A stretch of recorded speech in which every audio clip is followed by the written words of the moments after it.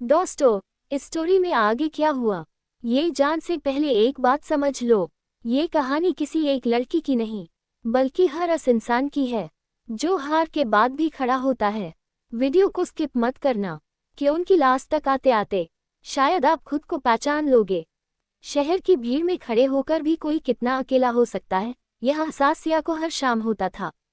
College से लौटते समय मेट्रो की खिड़की से बाहर देखते हुए उसे लगता जैसे दुनिया बहुत तेज भाग रही है और वह किसी स्टेशन पर छूट गई है।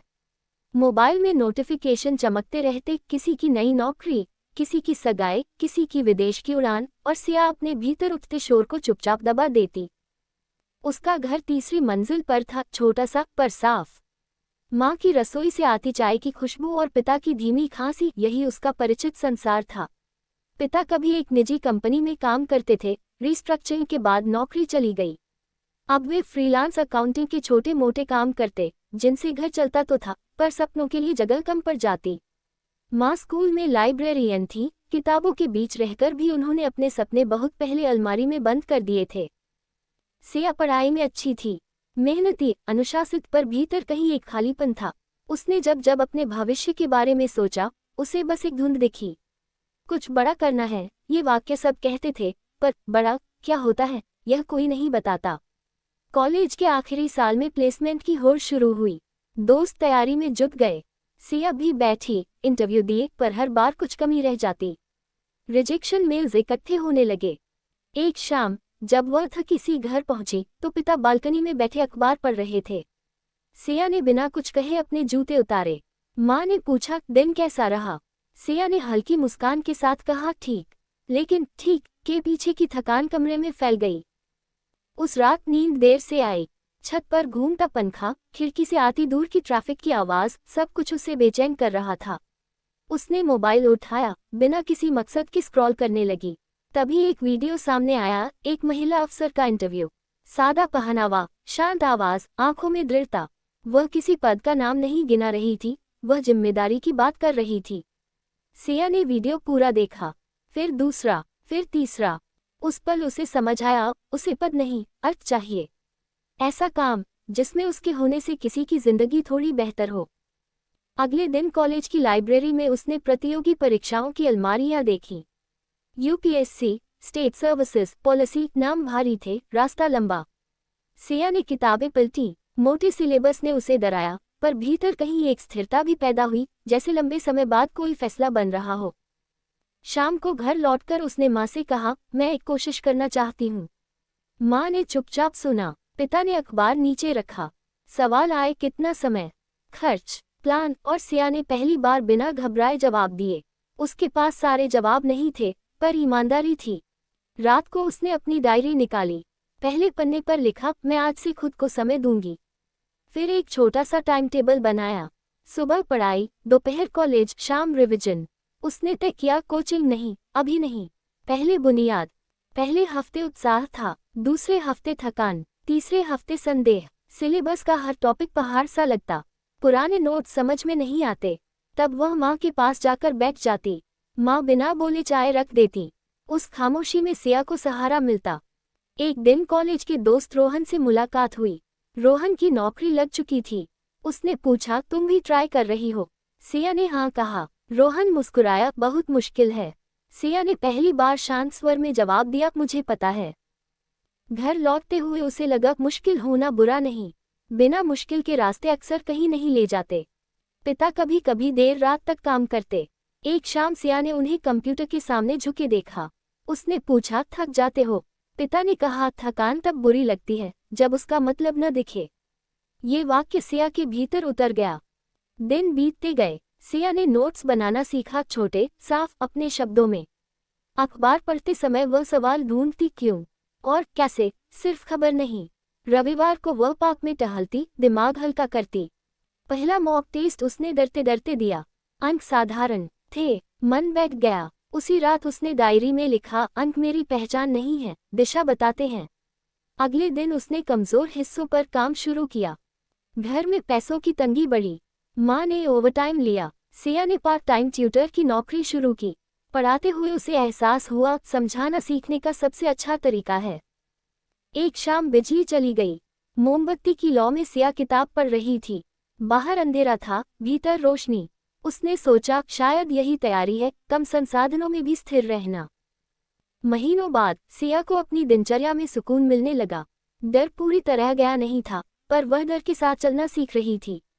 उसे अब पता था ये सफ़र लंबा है, रिजेक्शन आएंगे, लोग सवाल करेंगे, लेकिन उसने पहला और सबसे मुश्किल कदम उठा लिया था, खुद के लिए फैसला।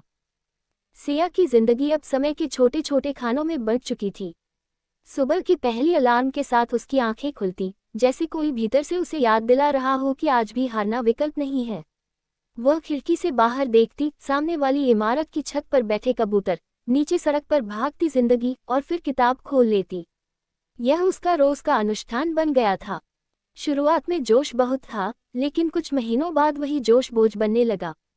सिलेबस का फैलाव, विषयों की गहराई और लगातार तुलना, सब मिलकर मन को थका देते। सोशल मीडिया खोलते ही किसी न किसी की सफलता सामने आ जाती। सिया ने एक दिन तय किया कि वह खुद को दूसरों की सफ़र से नहीं तौलेगी। उसने ऐप्स अनइंस्टॉल कर दिए। खाली समय बढ़ा तो डर भी बढ़ा, लेकिन उसी खालीपन में उसने खुद की आवाज़ सुनना शुरू किया। कॉलेज की पढ़ाई भी साथ चल रही थी। असाइनमेंट, प्रेजेंटेशन और प्रोजेक्ट सब कुछ समय मांगता। कई बार उसे लगता कि वह दो नावों में सवार है। एक नाव सुरक्षित किनारे की ओर जाती नौकरी की थी, दूसरी अनजान समंदर की ओर जाती तैयारी की। बीच बीच में वह खुद से पूछती, क्या ये समझदारी है? फिर वही जवाब आता, अगर यह मेरा रास्ता है तो डर के साथ भी चलूंगी। पार्ट टाइम ट्यूटर की नौकरी ने उसके दिन और लंबे कर दिए।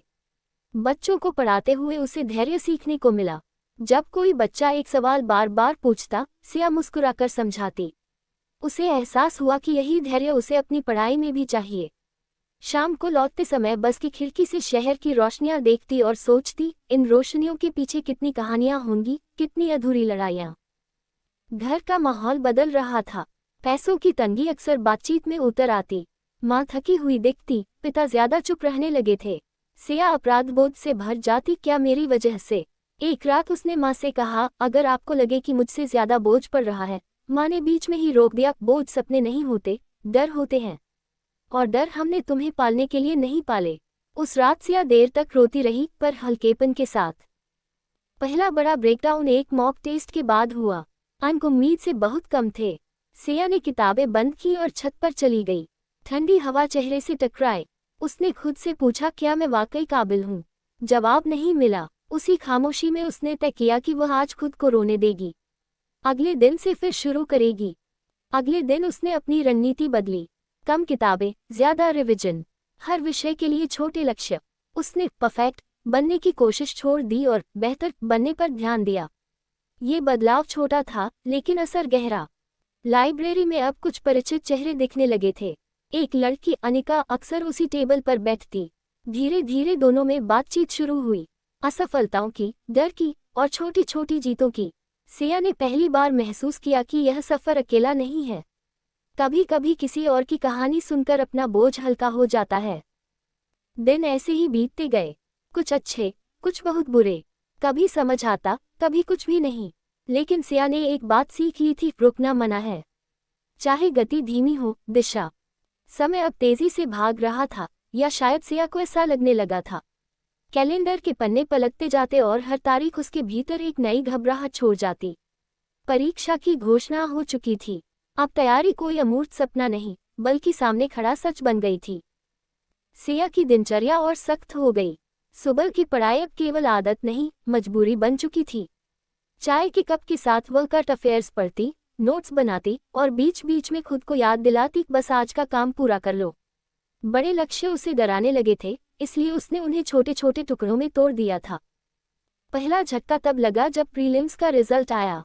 सिया का नाम सूची में नहीं था। उसने बार बार रोल नंबर चेक किया, जैसे आंखें गलती कर रही हों। दिल बैठ सा गया। कमरे में सन्नाटा था, लेकिन भीतर शोर मचा हुआ था। महीनों की मेहनत, अनगिनत रातें, सब व्यर्थ। उस दिन सिया ने किसी से बात नहीं की, न अनिका से, न घर में। वह बस बिस्तर पर लेटी रही, छत को घूरती रही। सवाल एक के बाद एक आते गए। क्या ये संकेत है कि मुझे रुक जाना चाहिए? क्या यह मेरे बस की बात नहीं? अगले कुछ दिन धुंधले थे। किताबें वैसे ही पड़ी रहीं। सिया बाहर निकलती, बिना मंजिल के चलती। पार्क की बेंच पर बैठकर लोगों को देखती, हंसते बच्चे, दौड़ते लोग, थकी आंखों वाले बुजुर्ग। उसे लगा जैसे दुनिया उसकी असफलता से बेखबर है, और यही बात उसे सबसे ज्यादा चुभी। एक शाम पिता ने चुप्पी तोड़ी। बिना कोई भाषण दिए उन्होंने बस इतना कहा, हार का मतलब रास्ता गलत नहीं होता, कभी कभी चाल बदलनी पड़ती है। सिया ने पहली बार महसूस किया कि उसके पिता उसकी उम्मीद से ज्यादा समझते हैं। उस रात सिया ने अपनी डायरी खोली। उसने अपनी पूरी यात्रा लिखी, पहले दिन का उत्साह, बीच का डर और आज की थकान। लिखते लिखते उसे एहसास हुआ कि उसने कभी खुद को शाबाशी नहीं दी। हमेशा अगला लक्ष्य, अगली कमी। उसने तय किया कि वह खुद के साथ थोड़ी नरमी बरतेगी। धीरे धीरे वह वापस पढ़ाई की ओर लौटी, लेकिन इस बार नज़र बदली हुई थी। वह अब केवल चयन के लिए नहीं पढ़ रही थी, बल्कि समझने के लिए। उसने कोचिंग बदल दी, कुछ विषय खुद से पढ़ने का निर्णय लिया। अनिका से भी दूरी बनी, दोनों अलग अलग रास्ते चुन चुके थे। एक दिन लाइब्रेरी में एक बुजुर्ग व्यक्ति से बातचीत हुई, जो कभी इसी परीक्षा में सफल हुए थे। उन्होंने कहा, ये परीक्षा ज्ञान से ज्यादा धैर्य देखती है। ये वाक्य सिया के भीतर कहीं टिक गया। सिया ने अपनी पहचान को सिर्फ अभ्यर्थी तक सीमित नहीं रखा। उसने दौड़ना शुरू किया, संगीत सुना, कभी कभी कुछ न पढ़कर बस बैठी रही। उसे समझ आने लगा कि टूटना भी प्रक्रिया का हिस्सा है। दूसरे प्रयास की तैयारी पहले जैसी नहीं थी। इस बार सिया के कंधों पर सिर्फ किताबों का बोझ नहीं था, बल्कि उम्मीदों, सवालों और समय की कमी का भार भी था। अब वह खुद को औरों से छिपा नहीं सकती थी, सब जानते थे कि वह फिर कोशिश कर रही है। हर मिलने वाला एक ही सवाल पूछता, इस बार हो जाएगा ना? और हर बार सिया मुस्कुरा देती, लेकिन भीतर कहीं कुछ सिकुड़ जाता। उसने अपनी दिनचर्या को फिर से गढ़ा। अब वह घंटों की गिनती नहीं करती थी, बल्कि गुणवत्ता पर ध्यान देती थी। सुबह की शुरुआत दौड़ से होती, तेज सांसें, पसीना और खुला आसमान। यह उसका खुद से संवाद का समय बन गया था। पढ़ाई अब बोझ नहीं, जिम्मेदारी थी। दूसरे प्रयास की सबसे बड़ी चुनौती थी डर। डर कि अगर फिर नहीं हुआ तो? ये सवाल हर रात उसके साथ सोता। कई बार नींद टूट जाती, दिल तेज धड़कने लगता। ऐसे ही एक दिन उसने तय किया कि वह डर से भागेगी नहीं। उसने अपनी डायरी में लिखा, अगर नहीं हुआ तब भी मैं खत्म नहीं हो जाऊंगी। ये वाक्य उसका कवच बन गया। घर की स्थिति और नाजुक हो गई थी। पिता की तबीयत अक्सर खराब रहने लगी। दवाइयों और खर्चों ने सिया को भीतर तक हिला दिया। कई बार उसने सोचा कि क्या उसे तैयारी रोक देनी चाहिए, लेकिन माँ ने फिर वही शांत आवाज में कहा, हम जिंदगी की परेशानी से सपने नहीं बदलते बेटा। इस प्रयास में सिया ने अकेलेपन को चुना। सोशल सर्कल लगभग खत्म था। अनिका अब कहीं और थी। कभी कभी पुरानी तस्वीरें देखती और सोचती, कितने लोग बीच रास्ते उतर जाते हैं। लेकिन उसने खुद से वादा किया था, मैं अंत तक जाऊंगी। मेंस की तैयारी सबसे कठिन साबित हुई। उत्तर लिखते समय उसे एहसास हुआ कि ज्ञान के साथ भावनात्मक संतुलन भी चाहिए। कई टेस्ट में अंक उम्मीद से कम आते। कोचिंग के एक शिक्षक ने एक दिन कहा, तुम्हारे उत्तर सही हैं, लेकिन आत्मविश्वास झलकना चाहिए। ये सुनकर सिया देर तक सोचती रही, क्या आत्मविश्वास भी अभ्यास से आता है? परीक्षा के दिनों में समय जैसे थम गया। परीक्षा केंद्र के बाहर खड़े सैकड़ों चेहरे, कुछ प्रार्थना करते, कुछ आखिरी बार नोट्स पलटते। सिया ने गहरी सांस ली। उसने खुद से कहा, मैं यहाँ तक आई हूँ, यही मेरी जीत है। परीक्षा के बाद खालीपन आया। इंतजार का समय सबसे कठिन था। न पढ़ाई, न निश्चित भविष्य, बस अटकलबाजियां और खामोशी। इसी बीच पिता की तबीयत और बिगड़ी। अस्पताल की सफेद दीवारों के बीच बैठी सिया ने पहली बार सोचा, अगर जीवन ने मुझसे परीक्षा से पहले कुछ और मांग लिया तो? उस रात उसने अपने भीतर एक नया रूप देखा, जो परिणाम से परे खड़ा था, जो जिम्मेदार था, संवेदनशील था। उसे एहसास हुआ कि यह सफर उसे सिर्फ अधिकारी नहीं, इंसान बना रहा है। इंतजार हमेशा परीक्षा से कठिन होता है। परीक्षा खत्म होने के बाद सिया की जिंदगी जैसे किसी ठहरे हुए पानी में बदल गई थी। न आगे की पढ़ाई, न पीछे लौटने की हिम्मत। हर सुबह मोबाइल उठाते ही दिल जोर से धड़कने लगता, क्या आज परिणाम आएगा? फिर वही खामोशी। पिता अब पहले से बेहतर थे, लेकिन कमजोरी साफ झलकती थी। सिया उनके पास बैठकर अखबार पढ़ती, कभी चाय बनाती, कभी दवाइयों का ध्यान रखती। उसे एहसास हुआ कि जीवन सिर्फ उपलब्धियों का नाम नहीं, बल्कि जिम्मेदारियों का भी है। इस दौरान उसने पहली बार खुद को पूरी तरह वर्तमान में जीते हुए पाया। एक दिन अचानक सुबह सुबह नोटिफिकेशन आया, परिणाम घोषित। सिया का हाथ कांप रहा था। उसने वेबसाइट खोली, रोल नंबर डाला। कुछ सेकंड रुके, जो उसे सदियों जैसे लगे। फिर स्क्रीन पर नाम उभरा। उस पर कोई चीख नहीं थी, कोई नाच नहीं, बस आंखों से बहते आंसू और दिल में गहरी शांति। माँ ने उसे गले लगाया, पिता की आंखें नम थीं। ये सिर्फ चयन नहीं था, ये वर्षों की चुप मेहनत की स्वीकृति थी। लेकिन कहानी यही खत्म नहीं होती। कुछ ही दिनों बाद जब इंटरव्यू की तैयारी शुरू हुई, सिया ने महसूस किया कि वह पहले जैसी नहीं रही। अब उसके जवाबों में सिर्फ किताबें नहीं, जीवन था। इंटरव्यू बोर्ड के सवालों में वह डर नहीं, जिज्ञासा देख पा रही थी। इंटरव्यू के बाद भी परिणाम निश्चित नहीं था। इस बार सिया ने खुद को समझाया, जो मेरे बस में था, मैंने किया। और यह वाक्य पहली बार उसे सच्चा लगा। अंतिम सूची आई। इस बार भी उसका नाम था, लेकिन अब यह नाम सिर्फ एक पद नहीं दर्शाता था, बल्कि एक सफर की कहानी था, जिसमें असफलताएं थीं, रुकावटें थीं, और सबसे ज्यादा आत्मसंघर्ष था। चयन के बाद जब लोग बधाइयां देने आए, सिया ने मुस्कुराकर सबका धन्यवाद किया। लेकिन भीतर वह जानती थी, अगर चयन न भी होता, तब भी वह हारती नहीं, क्योंकि इस सफर ने उसे साहस, धैर्य और करुणा दी थी। कुछ महीनों बाद ट्रेनिंग के दौरान सिया ने नए अभ्यर्थियों से बात की। किसी ने पूछा, सबसे जरूरी क्या है? सिया ने जवाब दिया, खुद पर भरोसा, और यह समझ कि आप अपने परिणाम से बड़े हैं। कहानी यही समाप्त होती है, एक ऐसी लड़की के साथ, जिसने परीक्षा पास की, लेकिन उससे पहले खुद को जीत लिया। दोस्तों, इस स्टोरी में ये दिखा, एक गरीब घर की लड़की, जो सपनों के पीछे भागी, और खुद को जीत कर दिखा दिया। याद रखना, रिजल्ट तुम्हारी किस्मत डिफाइन करता है, पर स्ट्रगल तुम्हारा कैरेक्टर। अगर आज तुम थक गए हो, तो इसका मतलब ये नहीं कि तुम हार गए हो। हर छोटी जीत, हर गिरने के बाद उठना, ये तुम्हारी असली जीत है। लाइक करो, कमेंट करो, I will not give up, और सब्सक्राइब कर लो।